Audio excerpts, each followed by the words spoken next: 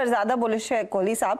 लेकिन अजीत, एक बार दोनों चार्ट्स देखिएगा, आईटीसी और एचयूएल, और हमारी स्क्रीन पर आपने देखा है एक साल का रुझान, जहां पर आईटीसी ने लार्जली आउट परफॉर्म किया है नियरली 43% के रिटर्न्स के साथ, और एचयूएल फिर 8% तक के गेन्स दिखा रहा है। ये 1 ईयर की बात हुई, लेकिन पिछले एक महीने में अगर आप देखेंगे तो एचयूएल में ज्यादा एक्शन देखने को मिला। तो क्लियरली एचयूएल अब आईटीसी के साथ कैचअप करता हुआ दिखाई दिया और इनफैक्ट उसके आगे निकल गया है। सवाल यह है कि इन लेवल्स पर अगर कोई नया निवेश कर रहा है तो क्या 297 वाला आईटीसी ज्यादा बेहतर रिटर्न्स देगा या फिर 2600 वाला एचयूएल? अजीत, चार्टिकली बताइए आप क्या पढ़ रहे हैं। देखिए अर्शदा, सबसे इम्पोर्टेंट चीज, जब इस रिबाउंड की शुरुआत हुई थी तो शुरुआत हुई थी ऑटो सेक्टर से। उसके बाद जो दूसरा कोई सेक्टर जिसने कंट्रीब्यूट करना शुरू किया वो एफएमसीजी था। और अब ये सेक्टर का जो इंडेक्स अगर आप देखेंगे तो ये अपने रिकॉर्ड हाइस के पास आ चुका है करीब 7 से 8 महीने के कंसोलिडेशन के बाद।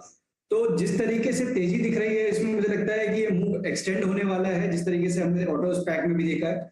और नियर टर्म में हो सकता है कि शायद थोड़ा बहुत कंसोलिडेशन दोनों ही स्टॉक में देखने को मिले, बट जिस तरीके से मोमेंटम अभी एचयूएल में ज्यादा है, मुझे लगता है कि रिजल्ट्स भी आ चुके हैं तो कोई नेगेटिव सरप्राइजेस की अब कोई उम्मीद रही नहीं है। तो यहाँ पे आपको पोटेंशियल ज्यादा दिखता है कि दोबारा से अपने रिकॉर्ड हाइस को रीटेस्ट करते हुए करीब 27 से 2750 तक के जोन को रीटेस्ट करते हुए आपको दिख सकता है स्टॉक। अब 2500 में हिसाब से काफी एक स्ट्रॉन्ग बेस बन गया है फॉर द शॉर्ट टर्म, तो ये आपका स्टॉप लॉस होना चाहिए। ये फिलहाल आपके लिए एक ट्रेड ज्यादा अट्रैक्टिव एचयूएल, इसी में फोकस कीजिए। 7.25% तक की बढ़त पिछले 12 महीनों में। लेकिन आज के लिहाज से अगर एक नया ट्रेड लेना हो तो एचयूएल ही फेवरेबल है वर्सेस एन आईटीसी जो 40% प्लस तक के रिटर्न्स दिखा चुका है। इस बीच सीमेंट कंपनियों और सीमेंट कंपनियों के लिए दरअसल एक नेगेटिव खबर है। अलग अलग कंपनियों पर दरअसल कार्टेलाइजेशन का आरोप लगाया जा रहा है और यहाँ पर कंपनियों पर एक बड़ा जुर्माना लग सकता है। ज्यादा डिटेल्स के लिए आलोक प्रियदर्शी हमारे साथ हैं। आलोक, बताइए क्या पकड़ रहे हैं आप?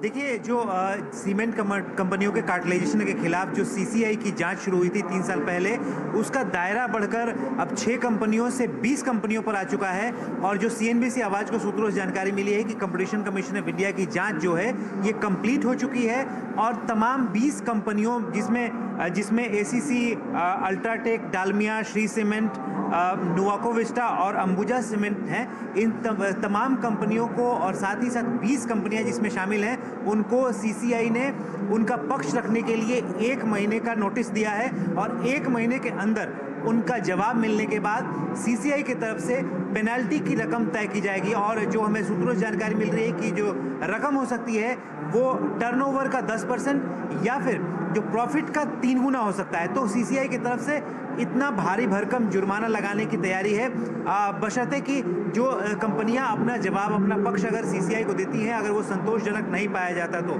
कुल मिलाकर देखिए तो जो ये कार्टेलाइजेशन को लेकर जांच चल रही थी तो जांच में पुख्ता सबूत मिले हैं कि किस तरह से कंपनियों ने कार्टेलाइजेशन किया।